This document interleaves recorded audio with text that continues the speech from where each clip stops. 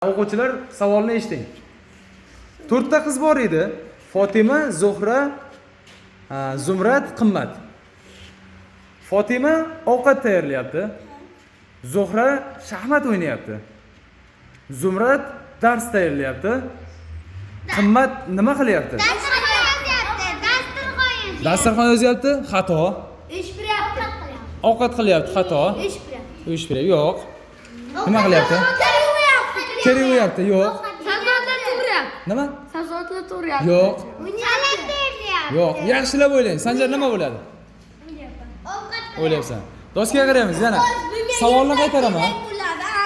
Yaxshilab fikrlash kerak bu yerda, fikrlash kerak. Doskaga qaraymiz. Fatima ovqat tayyorlayapti. Zuhra shaxmat o'ynayapti.